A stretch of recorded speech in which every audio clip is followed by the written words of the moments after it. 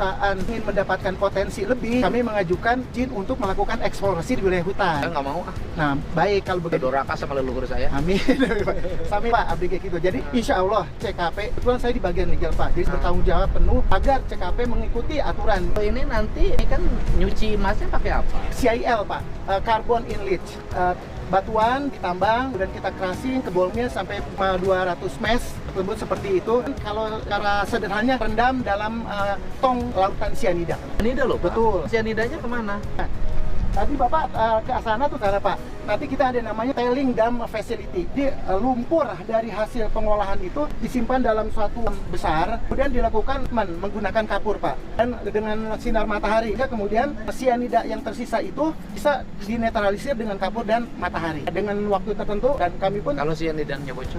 Nah justru itu Pak, kami sedang mengajukan nanti ada izin khusus untuk TSF, tailing dam facility. Dan itu akan melibatkan izin dari lingkungan hidup pusat Pak. Kalau izinnya nggak keluar? Akan bisa. Makanya sangat ketat. Itu Pak. Tapi itu kan mobil-mobil gedenya pakai jalan kecil. Jalan kabupaten. Tadi jembatan aja nggak diperbaiki, Pak, lewat rusak. Rawan daerahnya, sering terjadi longsor. Insya Allah. Udah tahu rawan, kapan nambang? Ini sebetulnya Pak tambang pertama di Indonesia. Ini dari Pongkor itu kan disebut 1936. Kalau ini 1927 Pak.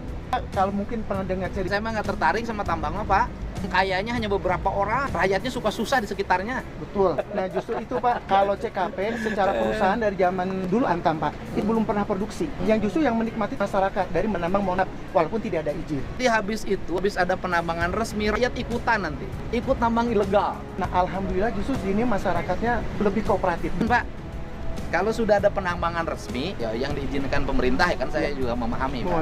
Itu biasanya rakyat ikutan sekitarnya, nambang ilegal. Pongkor juga sama Pak, akhirnya Pak. Kalau di sini itu masyarakat duluan Pak, di puluhan tahun tuh masyarakat yang menambang. Waktu itu CKP tidak nambang, kenapa? Karena kesulitan mendapatkan. Ini izinnya beralih-alih ya? Holdingnya betul Pak, tapi kalau pemilik yang awal dijual lagi, yang baru jual lagi ya? Pemiliknya apa? Kalau CKP-nya tetap. Ini sudah tangan yang keberapa? Kalau boleh, pertama ini Antam Pak. Kemudian Antam membentuk perusahaan namanya Antam Panen Mas dengan grup Gunung Mas Agung kalau dulu Bapak ya. Sampai tahun 99, mereka yang pertama melakukan eksplorasi, kemudian membangun underground sampai level 3 Pak. Itu panjang totalnya itu 2.500. Pada saat mau membangun pabrik di tahun 9 jadi krisis, akhirnya tidak jadilah pabrik itu. Kebetulan di 99 izinnya berakhir. Kemudian dijadikan izin baru atas nama Cikondang Kancana Prima. Yang jadi masalah kemudian tanahnya masih di pemerintahan, izinnya di CKP, sehingga tidak bisa juga produksi. Nah, pada saat itu masyarakat melihat peluang sudah ada underground, sehingga akhirnya mereka melakukan penambangan ilegal.